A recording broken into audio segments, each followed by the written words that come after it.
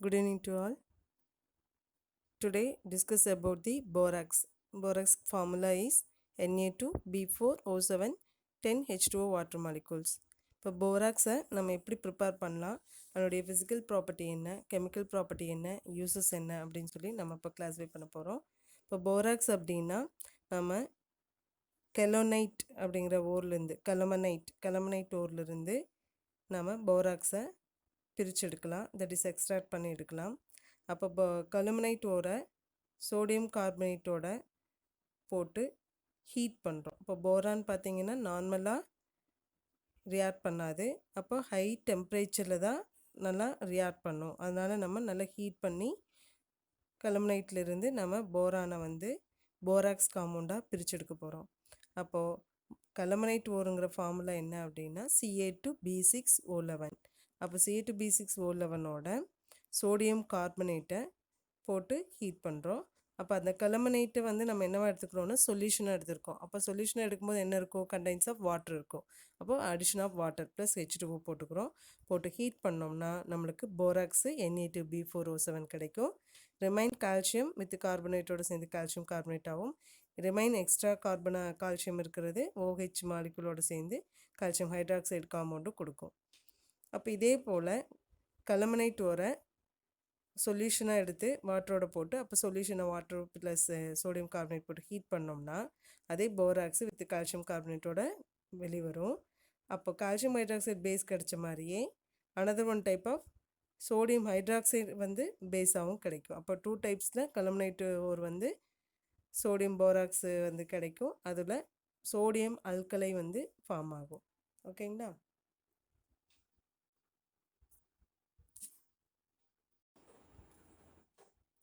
Borax நார்மலாக பார்த்தோம்னா formula Na2B4O7 10H2O.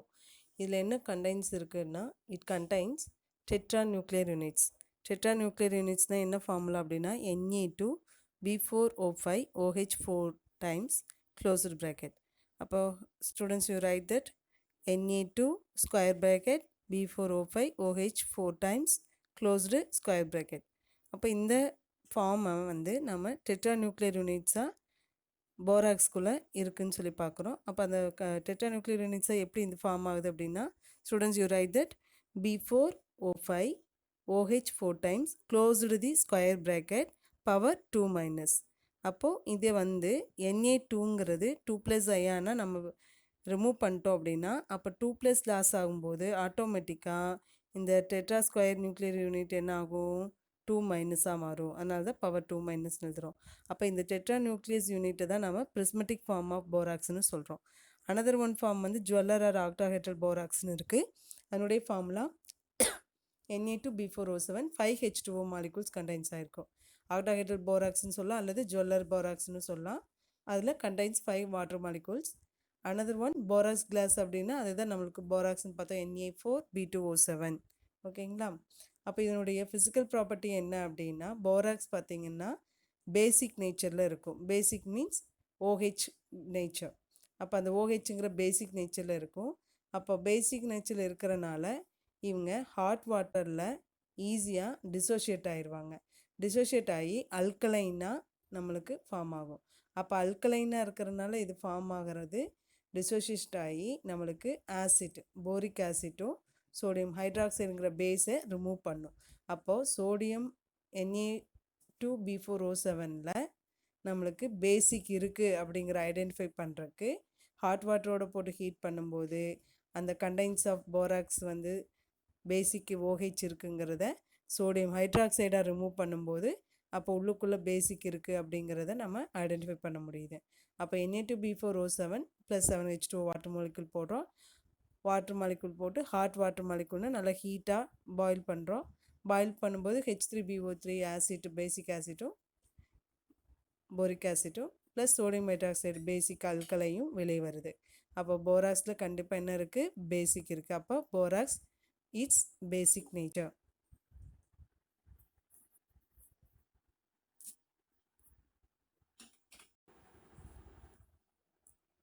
போராக்ஸை heat பண்ணோம்னா நம்மளுக்கு போராக்ஸ் பீட்ஸ் அப்படிங்கிற ஒரு டிரான்ஸ்பரண்ட் சப்ஸ்டன்ஸ் கிடைக்கும். இப்போ borax Na2B4O7 with 10H2O water மாலிகூல்ஸோடு இருக்கும். நம்ம ஹீட் பண்ணுறோம். ஹீட் பண்ணோம்னா என்ன ஆகுனா அந்த 10H2O வாட்டர் மாலிகூல்ஸ் ரிமூவ் ஆகிடும். ரிமூவ் ஆச்சுன்னா கிறிஸ்டலைனில் இருக்கக்கூடிய Na2B4O7 போராக்ஸ் வந்து கிடைக்கும். அப்போ வித்தவுட் வாட்டர் மாலிகூல்ஸாக இருக்கும்போது நம்மளுக்கு ஒரு crystal like salt cube, sugar cube மாதிரி ஒரு சாலிட் சப்ஸ்டன்ஸாக கிறிஸ்டலைன் ஃபார்மேஷனில் கிடைக்கும். அதை எகெயின் மறுபடியும் நம்ம ஹீட் பண்ணுறோம். ஹீட் பண்ணோம்னா என்ன ஆகும், சாலிடாக இருக்கிற க்யூப்பு கிறிஸ்டல்ஸாக இருக்கிறது மெல்ட் ஆகி உருகும். அப்போ உருகும்போது லிக்விடாக மாறும். லிக்விட் மாதிரியான ஸ்டேட்டுக்கு மெல்ட் ஆகும். அப்போ லிக்விட் ஸ்டேட் மெல்ட் ஆனது மறுபடியும் எகெயின் ஹீட் ஆக என்ன ஆகும்னா ஸ்வெல்ஸ் ஆகும். ஸ்வெல்ஸ் அப், ஸ்வெல்ஸ்னால் பல்ஜ் ஆகும். பல்ஜ் ஆகுனா வீக்கம், அப்படியே பெருசாக. இப்போ ஒரு நம்ம ஜீரா காய்ச்சிரும், சுகரை வந்து வெறும் ட்ரையாக தண்ணியில் ஊற்றாமல் வெறும் சுகரை மட்டும் நம்ம பாயில் பண்ணுறோம் அப்படின்னா என்ன ஆகும் அப்படின்னா மெல்ட் ஆகி லிக்விட் மாதிரி வரும். அதை எகெயின் ஹீட் பண்ண என்ன ஆகும்னா நுரை மாதிரி பொங்கி பொங்கி வரும். அப்போ அந்த நுரை மாதிரி பல்ஜ் ஆகிறத ஸ்வெல்ஸ் அப்னு சொல்கிறோம். அந்த மாதிரி இங்கே போராக்ஸும் கிறிஸ்டலைனில் ஸ்வெல்ஸ் ஆகும். ஸ்வெல்ஸ் ஆகி எகெயின் ஹீட் பண்ண என்ன ஆகும் அப்படின்னா ஒரு கண்ணாடி பதத்துக்கு, சுகருங்கிறது அப்படியே கண்ணாடி மாதிரி அப்படியே செட்டில் ஆகி நிற்கும் இல்லைங்களா, அதே போல் நம்மளுக்கு இந்த போராக்ஸும் அப்படியே கிளாஸ் மாதிரி ஒரு பீட்ஸ் மாதிரி உருண்டு உருண்டு உருண்டு உருண்டு திரண்டு டிரான்ஸ்பரண்ட்டாக இருக்கக்கூடிய ஒரு பீட்னா பாசி, பால் பாசி சொல்லுவோம் இல்லையா, அந்த பால் பாசி மாதிரியான ஒரு உருண்டை வடிவத்தில் டிரான்ஸ்பரண்ட்டாக கிளாஸ் மாதிரி இருக்கக்கூடிய பீட்ஸாக மாறும். அப்படி பீட்ஸாக மாறும்போது அந்த கண்டென்ட் ஆஃப் த சப்ஸ்டன்ஸ் என்னவா மாறணும், NaBO2 சோடியம் போரைட்டாகவும் ப்ளஸ் B2O3 போரிக் ஆக்சைடாகவும் ஃபார்ம் ஆகி நிற்கும். அப்போ இதுதான் வந்து போராக்ஸ் பீட்ஸ்ன்னு சொல்கிறோம். இந்த போராக்ஸ் பீட்ஸ் தான் எப்படி இருக்கும், டிரான்ஸ்பரண்ட்டாக இருக்கும், கிளாஸ் மாதிரி ஃபார்மேஷன் இருக்கும். போராக்ஸ் அதே போல் ஆசிட்டோட ரியாக்ட் பண்ணி போரிக் ஆசிட் வந்து ஸ்பேரிங் ஒரு கொஞ்சமாக கரைஞ்சி ஆசிட்டோட ரியாக்ட் பண்ணி போரிக் ஆசிட்டை ஃபார்ம் பண்ணும். அப்போ அந்த போரிக் ஆசிட்டை நம்மளுடைய போராக்ஸ்லேருந்து ஆசிட்டோட ரியாக்ட் பண்ணால் HClலும் H2SO4 போட்டு ட்ரீட் பண்ணுறோம். அப்போ HClலும் H2SO4 போடும்போது வித் வாட்டர் மாலிகூல் போடுறோம். அப்போ 7H2O 5H2O வாட்டர் மாலிகூல் போட்டோம்னா H3BO3ங்கிற boric acid with sodium chloride, HCl அந்த சோடியம் குளோரைடாகவும் H2SO4ஓட அந்த சோடியம் சல்ஃபேட்டும் கிடைக்கும். அடுத்து அதே போல் அமோனியம் குளோரைடை நம்ம போராக்ஸோட போட்டு ட்ரீட் பண்ணோம்னா போரான் நைட்ரேட் கிடைக்கும். BN போரான் நைட்ரேடுங்கிற காம்பவுண்ட் கிடைக்கும்.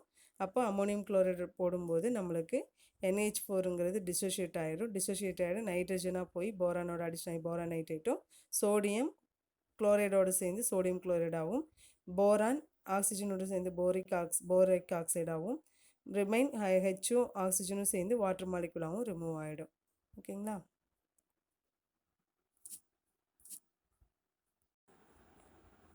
Next uses of borax. Borax எங்கெல்லாம் யூஸ் ஆகுது அப்படின்னா டோட்டலாகவே போரானுடைய காம்பவுண்ட்ஸு எல்லா இடத்துலையும் ஒரே மாதிரியான அப்ளிகேஷனில் தான் இருக்கும். இப்போ போராக்ஸு, போரைடு, போரிக் ஆசிட், டைபோரான், வெறும் போரான் எல்லாமே ஒரே மாதிரியான அப்ளிகேஷன்ஸில் இருக்கும்.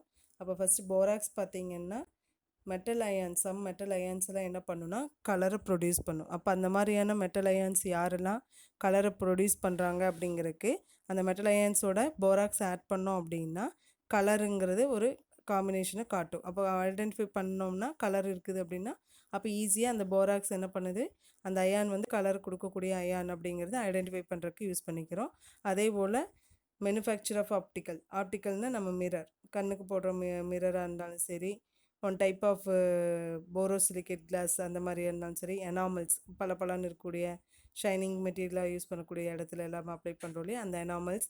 அதே போல் பலன்னு இருக்கக்கூடிய பானைகள், அழகுக்காக பயன்படுத்தக்கூடிய பானைகள், அது கிளாஸியஸாக இருக்கும், நல்லா கிளிட்டரிங்காக இருக்கும். அந்த மாதிரியான பானைகள் எல்லாமே நம்ம இந்த போராக்ஸ் யூஸ் பண்ணி மேனுஃபேக்சர் பண்ணலாம்.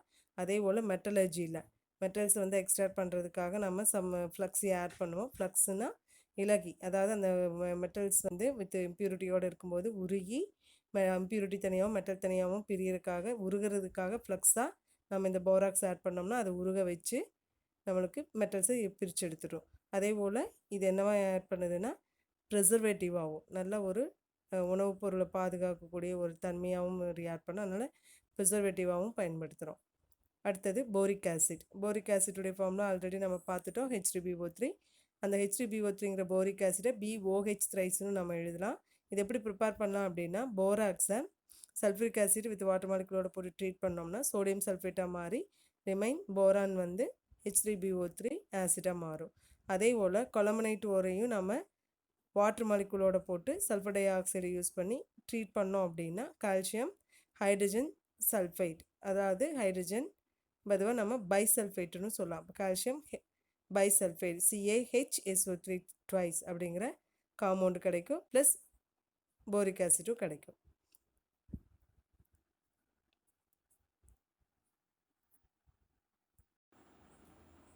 போரிக் ஆசிடோட ப்ராப்பர்ட்டி என்ன அப்படின்னா, போரிக் ஆசிட் கலர்லெஸ், கலர் கிடையாது, கிறிஸ்டல் மாதிரி பளபளன்னு டிரான்ஸ்பரண்ட்டாக இருக்கும், வெரி வீக் மோனோபேசிக் ஆசிட்டாக இருக்கும், பேசிக் நேச்சர் இருக்கும், வீக்கு பேசிக் நேச்சரில் ஆசிடிட்டியாக இருக்கும்.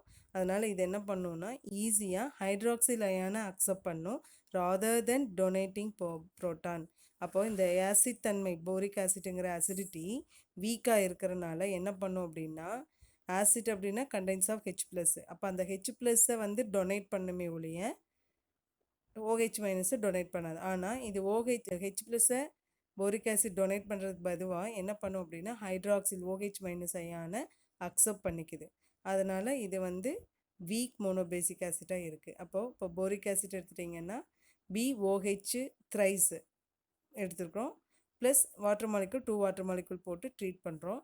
ட்ரீட் பண்ணோம்னா என்ன ஆகும் அப்படின்னா, இந்த 2 வாட்டர் மாலிகுலில் ஒரு வாட்டர் மாலிகுல் அப்படியே வச்சுருந்து இன்னொரு வாட்டர் மாலிகுலில் H+ OH- பிரிஞ்சிடும். அந்த H+ OH- BOH3ல் என்ன பண்ணுன்னா போரிக் ஆசிட்டோட இந்த OH- போய் அந்த BOH த்ரைஸோட பாண்ட் பண்ணிக்கும். H+ என்ன பண்ணுன்னா வாட்டர் மாலிகுல் இருக்கக்கூடிய Hல போய் அடிஷன் ஆகிக்கும். அப்போ வாட்டர் மாலிகுலில் H+ அடிஷன் ஆகும்போது ப்ளஸ்ஸுங்கிற பாசிட்டிவ் அயனுக்கு அடிஷன் ஆகிறனால பாசிட்டிவாக மாறும். அப்போ H2 ஆல்ரெடி வாட்டரில் இருக்கக்கூடிய ஒரு H அடிஷனான H3O மாறும். அப்போ H3O+ங்கிற ஹைட்ரோனியம் அயானாக மாறும். BOH த்ரைஸுங்கிற போரிக் ஆசிட்டை ஹைட்ராக்சில் குரூப்பை அக்செப்ட் பண்ணிக்கிட்டனால, அப்போ ஹைட்ராக்சிலுங்கிற நெகட்டிவ் அயானாக இருக்கிறத அக்செப்ட் பண்ணுறதுனால BOH த்ரைஸாக இருந்தது BOH4 மாறி நெகட்டிவ் அயானாக மாறும். இதுதான் நம்மளுடைய போரிக் ஆசிட்டுடைய ஃபிசிக்கல் நேச்சர். அதே போல் போரிக் ஆசிட் சோடியம் ஹைட்ராக்சைடோட ரியாக்ட் பண்ணி சோடியம் மெட்டாபோரேட்னா NaBO2 சோடியம் மெட்டாபோரேட்டை ஃபார்ம் பண்ணுது. அதேவோட சோடியம் டெட்ராபோரேட்டையும் ஃபார்ம் பண்ணுது. அப்போ சோடியம் ஹைட்ராக்சைடை மோனோ காம்பவுண்டாக போட்டு ட்ரீட் பண்ணோம்னா சோடியம் மெட்டாபோரேட் NaBO2 கிடைக்கும், ரிமைன் வாட்டர் வெளியே வந்துடும். அதே சோடியம் ஹைட்ராக்சைடை பைமாலிகுலாக போட்டு போரிக் ஆசிட்டோட போட்டு ட்ரீட் பண்ணோம் அப்படின்னா போராக்ஸ் Na2B4O7 வித் வாட்டர் மாலிகுலோட வெளியே வரும். Next action of heat. Action of heat அப்படின்னா நம்ம வந்து போரிக் ஆசிட்டை எப்படி ஹீட் பண்ணால் டெம்பரேச்சர் வேரியபிள் டெம்பரேச்சரில் என்ன மாதிரியான ஃபார்மேஷன் கொடுக்குது அப்படிங்கிறத பார்க்குறோம். அதில் என்ன ஃபார்மேஷன்னா, ஃபஸ்ட்டு நம்ம போரான்னாலே நம்ம ஹை டெம்பரேச்சரில் நல்லா ரியாக்ட் பண்ணுன்னு சொல்லியிருக்கோம்.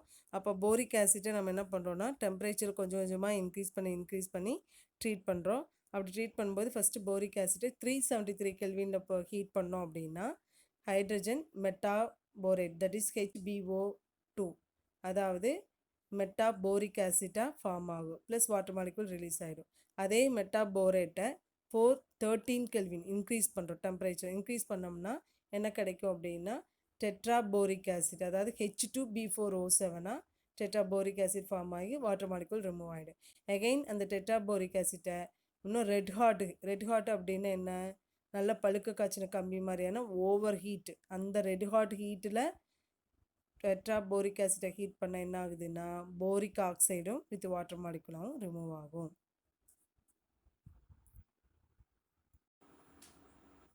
Next chemical property action of ammonia. இப்போ போரிக் ஆசிட்டு அமோனியாவோடு எப்படி ரியாக்ட் பண்ணுது அப்படின்னா, நம்ம அமோனியாவோட போட்டு ட்ரீட் பண்ணுறோம். எப்படி ட்ரீட் பண்ணுறோன்னா ஹை டெம்பரேச்சர் கொடுத்து ஹீட் பண்ணுறோம். 800 to 1200 கெல்வின் வரைக்கும் டெம்பரேச்சரை ரைஸ் பண்ணி ஹீட் பண்ணோம் அப்படின்னா போரான் நைட்ரைடு காம்பவுண்டு கிடைக்கிது. ஆல்ரெடி நம்ம போராக்ஸை வந்து நம்ம அமோனியம் குளோரைடோட போட்டு ட்ரீட் பண்ணும்போது போரான் நைட்ரைடு கிடச்சிது. அதே போல் இங்கே போரிக் ஆசிட் அமோனியாவோட போட்டு ட்ரீட் பண்ணோம் அப்படின்னா போரான் நைட்ரைட் BN கிடைக்கும், வித் வாட்டர் மாலிகுல் ரிலீஸ் ஆகிடும். அடுத்தது போரேட் டெஸ்ட்டு அப்படின்னா எத்தில் போரேட் டெஸ்ட்டுன்னு சொல்லலாம்.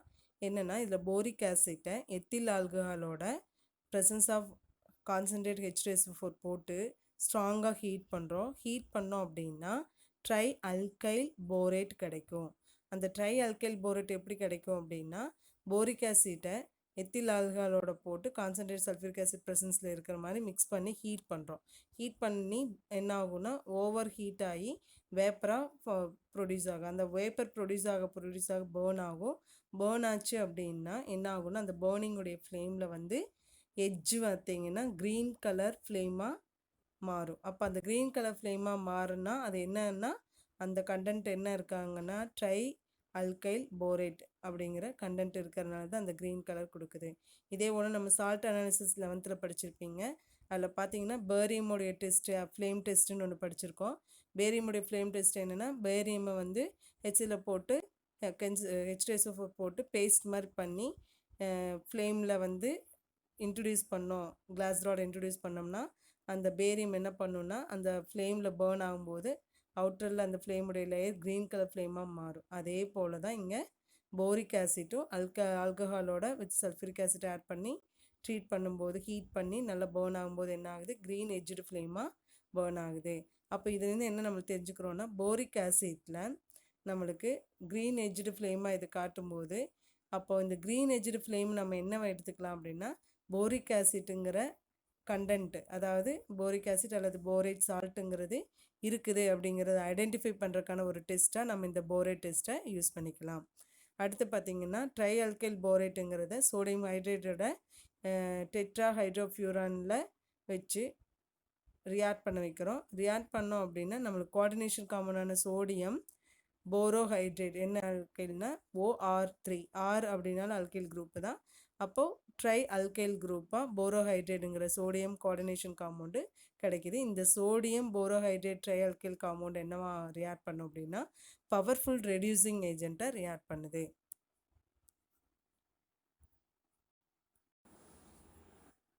Next formation of boron trifluoride. இப்போ போரிக் ஆசிட்டை நம்ம போரான் ட்ரைஃப்ளோரைடு காம்பவுண்டாக ஃபார்ம் பண்ணுறதுக்கு போரிக் ஆசிட்டோட என்ன அடிஷன் பண்ணால் நம்மளுக்கு ஃப்ளோரைட் காம்பவுண்ட் கிடைக்கும்.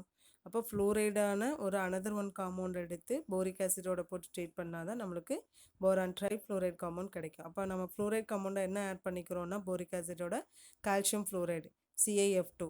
அப்போ CaF2 போட்டு போரிக் ஆசிடோட ட்ரீட் பண்ணணுன்னா எது ஸ்ட்ராங்காக இது ரெண்டையும் ரியாக்ட் பண்ணி டிசோஷியேட் பண்ணும் அப்படின்னா, சல்ஃபியூரிக் ஆசிட் போட்டால் தான் என்ன பண்ணுன்னா இது ஸ்ட்ராங்காக ரெண்டு பேர்த்தையும் டிசோஷியேட் பண்ணுவாங்க.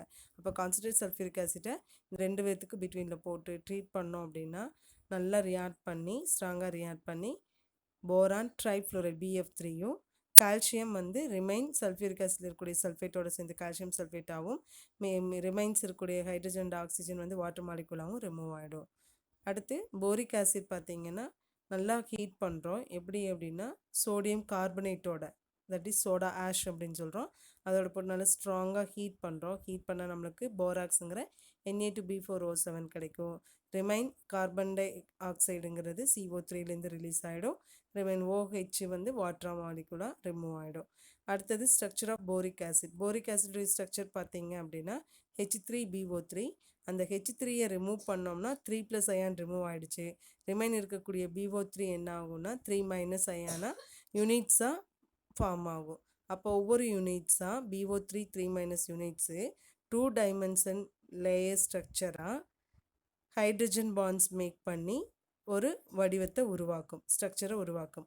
அப்படி உருவாக்கக்கூடிய ஸ்ட்ரக்சர் வந்து என்ன மாதிரி இருக்குன்னா hexagonal structure. Hexagonal structure means like of benzene structure. Benzene structure உங்களுக்கு எல்லாமே தெரியும்.